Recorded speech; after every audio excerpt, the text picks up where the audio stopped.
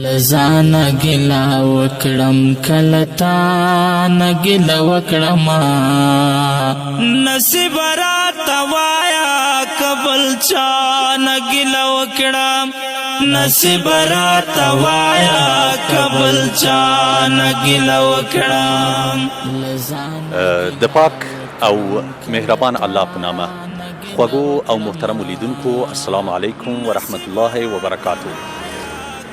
الله مو وکړي چې تاسو ټول جوړ روغ رمټ او خوشحاله اوسئ. دوستانو الله تعالی په خپل کلام کې فرمایي اعوذ بالله من الشیطان الرجیم من جاء بالحسنة فله خیر منها صدق الله العظیم. هغه څوک چې ښه کار کوي الله ورته نعم البدل ورکوي، خیر البدل ورکوي.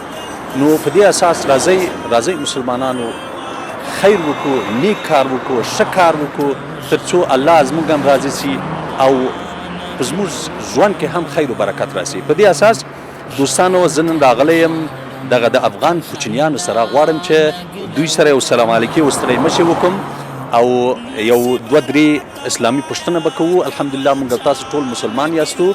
بیا به ګورو چې زموږ کوچنیان زموږ افغانان بچیان څنګه د په اسلامي مسایلو کې او بیا ورته ډالۍ هم به ورکو. څنګه یې؟ سلام علیکم. جوړې خیر ته څنګه یې؟ خیر اوسې جوړې. نوم دې څه شی ده؟ محمد ولی. محمد ولی. ستا نوم څه شی ده؟ کریم الله. آفرین. څه کار کوي دلته؟ بوټان رنګوم. بوټان رنګې. ته هم بوټان رنګې؟ کور دې چېرته ده؟ دویشتمه ناحیه کې. شمال دویشتم ناحیه کې. ولې دومره په قار یاستئ؟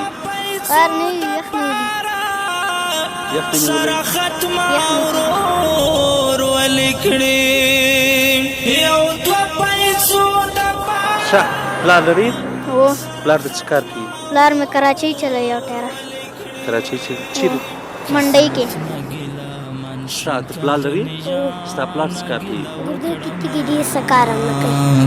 قسمت نګلا من شم. الله ورته شفا ورکړي، الله ورته شفا کړي. زه ستا نه یو دوه پوښتنه وکړم؟ وکړه. اسلامي پوښتنه وکړم؟ صحیح ده؟ صحیح. مکتب دې لوستی؟ هو. څوم صنف کې یاستئ؟ اووم کې. ته څوم صنف کې یاستئ؟ زه اول کې. ماشاءالله ماشاءالله. زه به ستا نه یو پوښتنه وکړم. څه؟ صحیح. ته الحمدلله زده لري؟ هو. ماشاءالله. ته ووایه ماته.